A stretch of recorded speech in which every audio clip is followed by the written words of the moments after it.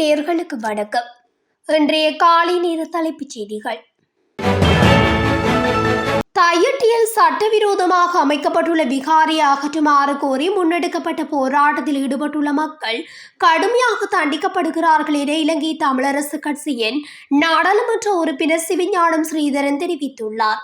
ஜனநாயக வழியில் முன்னெடுக்கப்படுகின்ற போராட்டங்களை அடக்குமுறையாக காவல்துறையினரை வைத்து செய்வதற்கு அரசாங்கம் முயற்சிப்பதாக அவர் மேலும் சுட்டிக்காட்டினார். குறிப்பாக நேற்று இந்த போராட்டத்துக்கு வந்த மக்கள் அனைவரும் பதிவு செய்யப்பட்டார்கள். அடையாள அட்டையை கொடுக்கும் போது சாரதி அனுமதி பத்திரத்தை தருமாறு கோரி அதனை வைத்து பதிவு செய்தார்கள். அதற்கான காரணம் அவர்கள் வாகனங்களில் செலுத்தும் போது தாக்கப்படுத்தல் அல்லது கைது செய்யும் நோக்கத்துக்காகவே ஆகும் என்று அவர் மேலும் தெரிவித்தார். திருகோணமலை நிலாவளி அடம்பூடி பகுதியில் சிறு மீன்பிடி தொழிலாளர்களின் வாழ்வாதாரத்தை பாதுகாக்குமாறு கோரி கொழும்பு குற்றவியல் திணைக்களத்தில் நேற்று முறைப்பாடு செய்துள்ளனர். இதுகுறித்து மேலும் தெரிவித்த சங்கத்தின் தலைவர், நாங்கள் சுமார் 450 குடும்பங்கள் உள்ளோம்.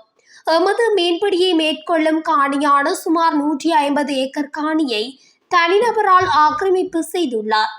இது தொடர்பில் திருகோணமலை மாவட்டத்தில் உள்ள உள்துறை சார் அதிகாரிகளிடத்தில் முறையிட்டோம். எதுவித பலனும் இல்லை. இது தொடர்பில் ஜனாதிபதி கவனம் செலுத்தி எங்கள் வாழ்வாதாரத்தை பாதுகாத்து தருமாறு கோரிக்கை விடுக்கின்றோம் என தெரிவித்துள்ளார். வடக்கு, கிழக்கு மற்றும் உபா மாகாணங்களில் எதிர்வரும் 5ஆம் தேதியில் இருந்து மழை அதிகரிக்கும் என வளிமண்டலவியல் திணைக்களம் அறிவித்துள்ளது. கிழக்கு உபா மாகாணங்களிலும் பொலனறுவை, மாத்தளை மற்றும் நுவரெலியா மாவட்டங்களிலும் அவ்வப்போது மழை பெய்யக்கூடிய சாத்தியம் காணப்படுகிறது. நாட்டின் ஏனைய பிரதேசங்களில் சில இடங்களில் பிற்பகல் 2 மணிக்கு பின்னர் மழையோ அல்லது இடியுடன் கூடிய மழையோ பெய்யக்கூடிய சாத்தியம் காணப்படுகிறது.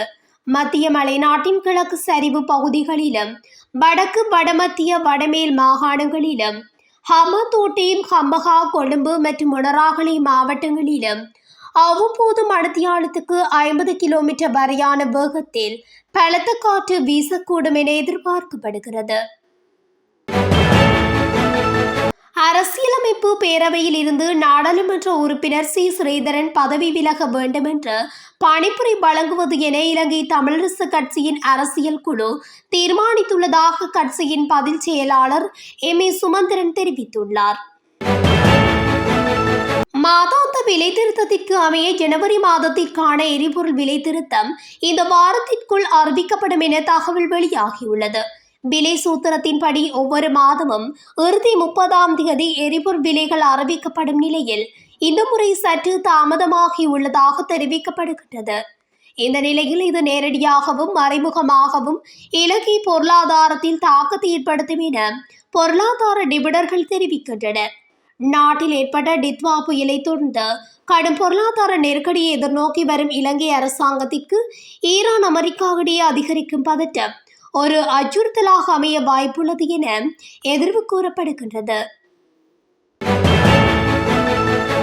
கிண்ணியா போலீஸ் பிரிவுக்குட்பட்ட கிண்ணியா துறையடி சந்தியில் வேனும் மோட்டார் வண்டியும் நேருக்கு நேர் மோதி விபத்துக்குள்ளானதில் ஒருவர் பலத்த காயங்களுக்கு உள்ளாகியுள்ளார். குறித்த விபத்தானது நேற்று கிண்ணியா துறையடி வீதியில் இருந்து திருகோணமலை மட்டக்களப்பு பிரதான வீதிக்கு செல்லும் சந்தியில் இடம்பெற்றுள்ளது. இந்த நிலையில் காயத்துக்கு இலக்காகியவர் கிண்ணியா தள வைத்தியசாலையில் சிகிச்சைக்காக அனுமதிக்கப்பட்டுள்ளார். டித்வா பேரழிவால் சேதமடைந்த நுவரெலியா மாவட்டத்தில் சிறிய மற்றும் நடுத்தர அளவிலான நீர்ப்பாசன முறைகளை மீண்டும் கட்டியெழுப்புவதற்கான சிரமதான பணி எதிர்வரும் 10 முதல் 14ஆம் தேதி வரை நடத்த திட்டமிடப்பட்டுள்ளது என்று நுவரெலியா மாவட்ட ஒருங்கிணைப்பு குழுவின் தலைவர், பாராளுமன்ற உறுப்பினர் மஞ்சுள சுரவீர ஆராய்ச்சி தெரிவித்துள்ளார். அமைச்சர் சமந்த வித்யாரத்ன தலைமையில் சுமார் 3000 சகோதர சகோதரிகளின் பங்கேற்புடன் இந்த மாபெரும் சிரமதான பணி செயல்படுத்தப்படும் என்று அவர் மேலும் குறிப்பிட்டுள்ளார். கொழும்பு கண்டி வீதியின் வரக்காபொல தொளகமுவ பகுதியில் முச்சக்கர வண்டியொன்று பேருந்துடன் மோதி விபத்துக்குள்ளாகியுள்ளது. முச்சக்கர வண்டியை ஓட்டி சென்றவர் மற்றும் பின்னால் அமர்ந்து சென்ற அவரது மகள் உட்பட இருவரும் காயங்களுக்குள்ளாகி வரக்காபொல ஆதார வைத்தியசாலையில் சேர்க்கப்பட்டுள்ளனர். விபத்து தொடர்பில் பேருந்தின் சாரதி கைது செய்யப்பட்டுள்ளார். பேருந்து சாரதியின் கவனக்குறைவே விபத்துக்கு காரணம் என வரக்காப்புள போலீசார் தெரிவித்துள்ளனர்.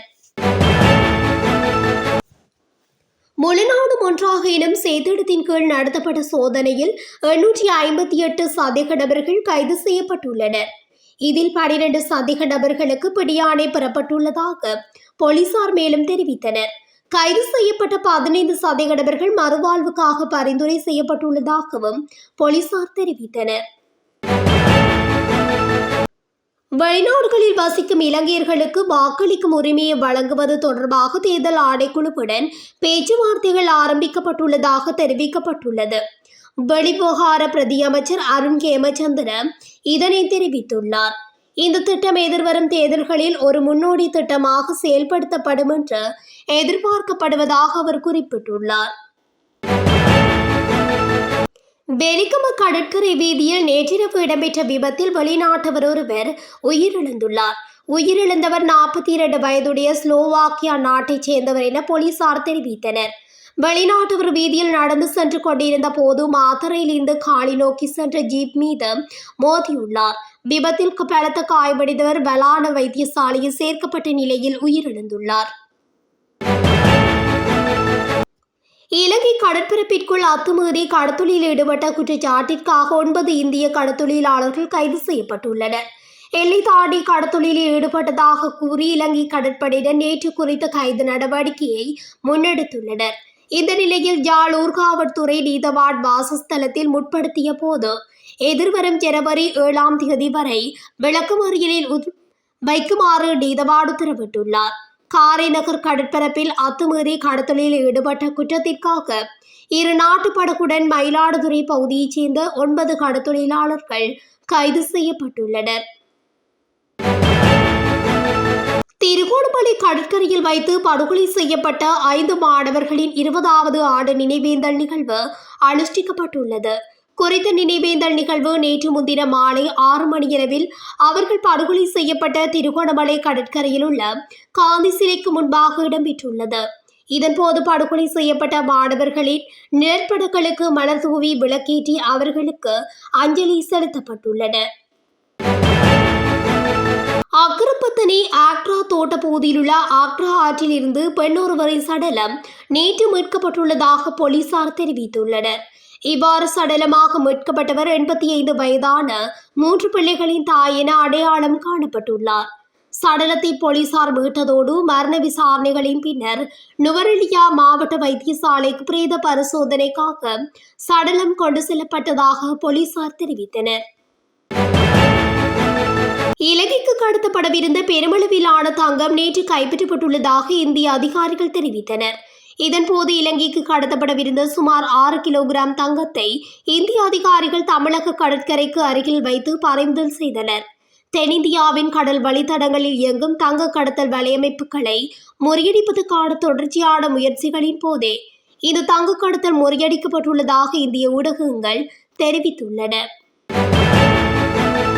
இதுடன் தமிழொலியின் இன்றைய காலை நேர தலைப்புச் செய்திகள் நிறைவடைகின்றன.